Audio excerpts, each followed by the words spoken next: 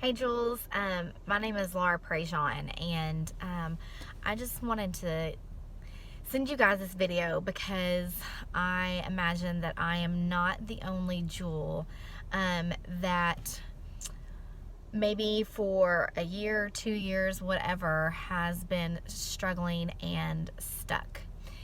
And I wanted to talk about that real fast because it is something that I struggle, is putting it mildly. It has been a huge issue. Part of it is because I am very red, very type A, very driven, and I want to reach the top. I want to be a diamond. Part of it is because I desperately have a desire to be the best, beat the best, hang with the best. And it has pushed me and driven me in almost unhealthy ways. I have become of late, pretty much this past year, very discontent with where I am.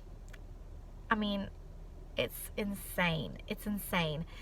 A lot of you know who I am, but a lot of you don't know who I am. I'm a very quiet Jewel, I guess. I don't say a whole lot, but I went emerald very quickly, and I'm so thankful for that. I'm so blessed. And then I stayed there and stayed there and stayed there for years, actually, for 2 years. And then last year I ranked up to sapphire in the month of April. Had to think about that.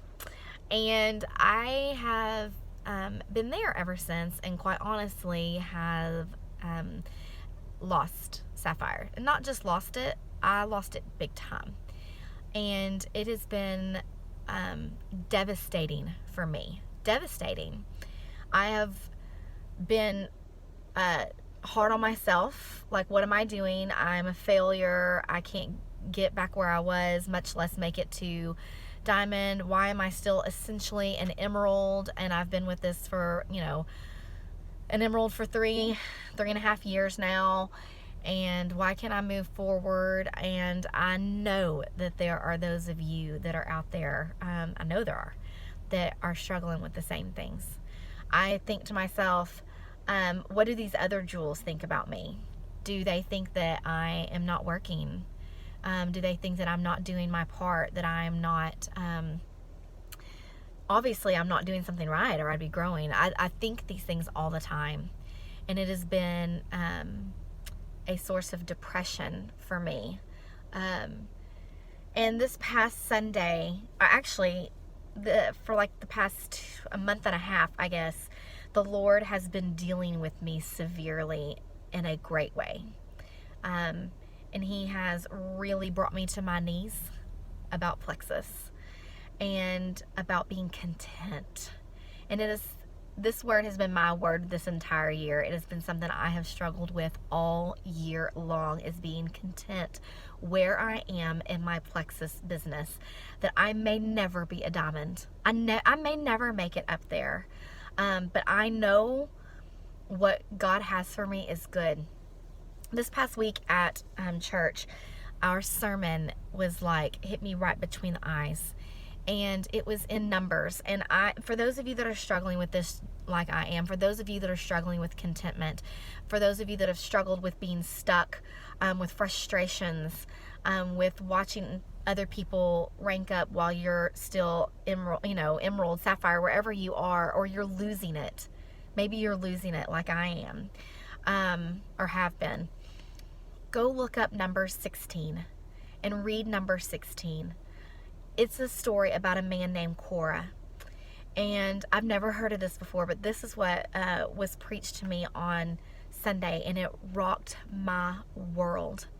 Korah was a Levite back when Moses and the people of Israel were roaming through the wilderness for 40 years. And Levites had already been given a great position. They were already set apart from the rest of the Israelites.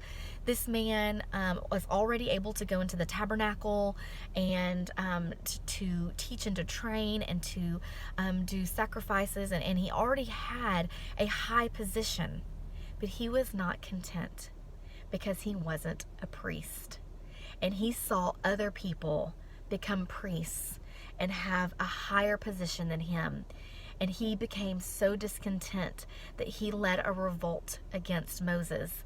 And it ended up costing him his life. And I thought to myself, that is me. I am Korah. God has already provided me with an amazing position in Plexus. And not only that, but an amazing home and an amazing family and children that are healthy. And I mean, for crying out loud, I have somebody that comes and cleans my house. How could I possibly be so discontent in life? And this was Korah. He already had this position, but he so desperately wanted to be a priest. And I so desperately want to be a diamond that I've just forgotten what I have. I've forgotten what the Lord has already done. In Numbers 16:9, Moses specifically says to him, and I'm going to paraphrase this here because I don't have my Bible in front of me, but he essentially says, is this not enough? Is what the Lord has given you already, how he has already set you apart from everybody else, is that not enough? That you just still need so desperately to be a priest? That I just need so desperately to be a diamond? Is emerald not enough? It spoke so much to me about being content where I am and just working in business. And maybe my team will die. Maybe it will never be what it once was, and maybe not. Maybe my team will rebound and I will get to diamond one day, but I guarantee you it's not going to be until I can be 100% content. And I definitely don't want destruction, just like Korah was destroyed.